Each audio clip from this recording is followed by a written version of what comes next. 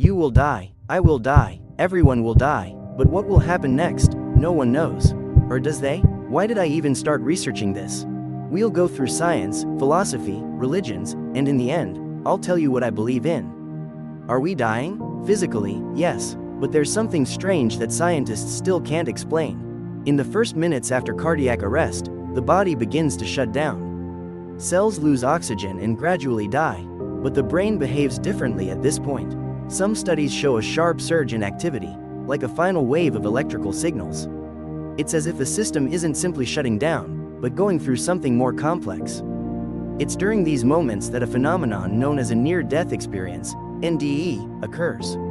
About 10 to 20% of people who have had clinical death experiences report similar stories. They report leaving their bodies, observing events from the outside, overhearing doctors' conversations, and seeing details that would have seemed impossible to perceive. In Sam Parnia's hospital studies, some patients actually described events that occurred during their resuscitation, at a time when their brains were not supposed to be fully functioning. How can this be explained? There are various hypotheses. For example, Roger Penrose and Stuart Hameroff have proposed the so-called quantum theory of consciousness. It views consciousness not simply as a product of neurons, but as a form of information, possibly linked to fundamental processes in the universe. But not everyone agrees. Skeptics claim there's nothing mystical about it.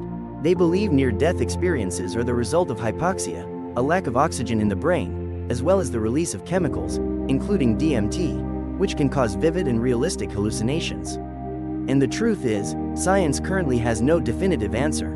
We can describe with reasonable accuracy what happens to the body after death. But when it comes to consciousness, we reach the limits of understanding. We still don't know what consciousness really is. This means, we can't say for sure whether it disappears completely. Is death nothing? Or liberation? Even in ancient times, philosophers tried to answer this question, and came to opposite conclusions.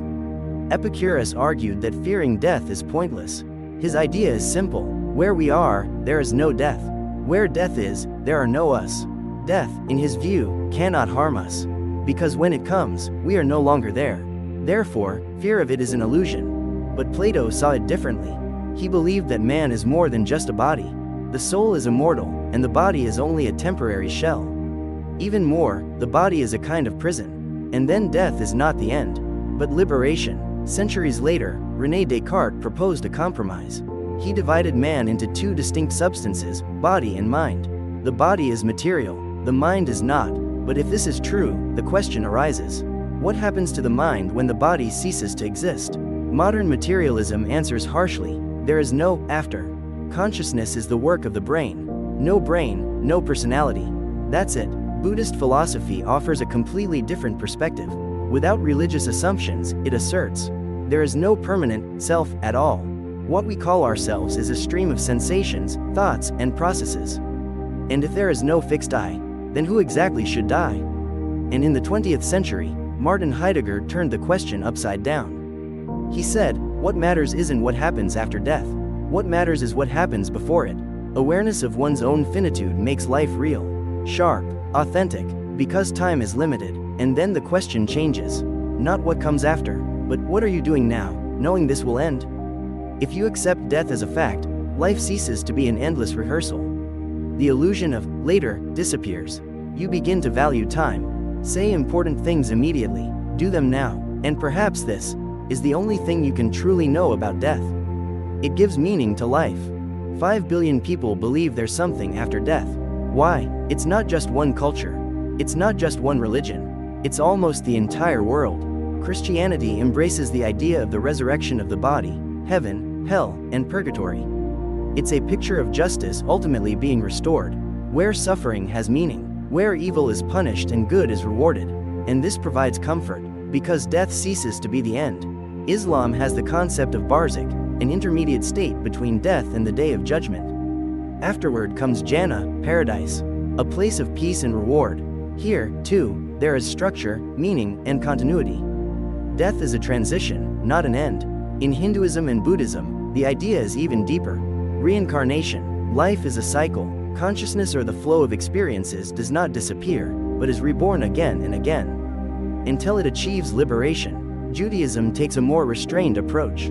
The main emphasis is on this life. But there is also the idea of Olam Haba, the world to come. The forms of this world are interpreted differently, but the very idea of continuation remains. And in ancient traditions, animism and shamanism, things are even closer. The spirits of ancestors don't leave, they remain close, in nature, in the world that surrounds us. And here's the strange thing. These cultures developed independently, without the internet, without contact with each other. But almost everyone came to the same conclusion. Death is not the end. Why? One possible answer comes from evolutionary psychology. The human brain is a survival machine. The idea of total extinction is too radical, too frightening. Belief in continuity may be an adaptation, a mechanism that reduces the fear of death. It helps us live, to act, not to become paralyzed by the inevitable. But there's another way to look at it. Maybe it's not just fear. Maybe it's intuition, an attempt to explain an experience that people actually had. The sense of I, consciousness, the inner observer, something that seems too real to simply disappear. And then the question remains open. Why do almost all people believe in life after death? Because it makes things easier for them? Or because there's something more to it? I spoke with people who had clinical death experiences. And this is what they said. The first story sounds almost surreal. The man describes the moment his heart stopped. The doctors began resuscitation, and at that moment, he saw himself from the outside. He said he was from above, observing his body and the doctor's actions.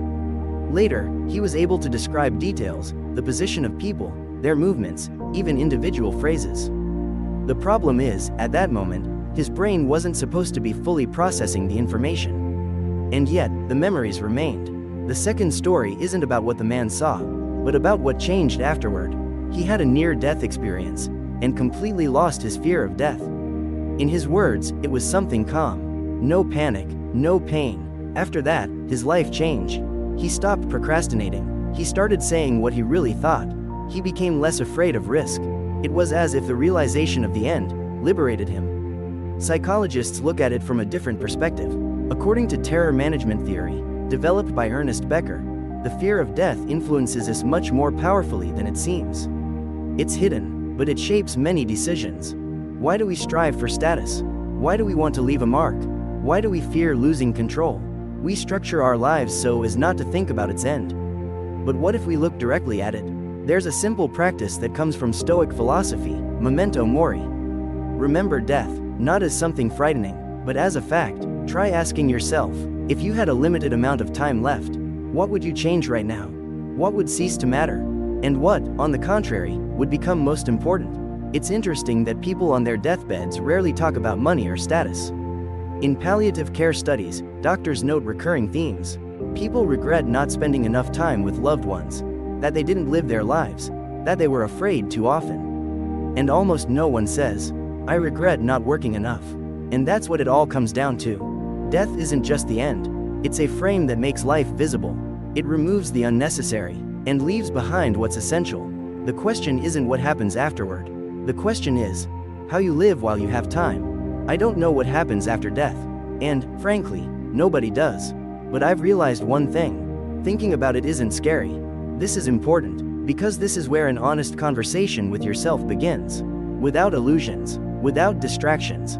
You can choose any position. Epicurus will say, death does not concern us. Plato will say that it is liberation. Some believe, some doubt, some seek answers in science. But I embrace uncertainty. Because perhaps it is not a death sentence. But freedom, freedom to live now, freedom to choose, freedom not to postpone, not knowing what will happen next. You begin to truly appreciate what you have. And perhaps that's the main point of this question. Not to find a precise answer, but to start living differently. What do you think? Is there something after death? Or is this the end? Let me know in the comments. I'm really interested to read it.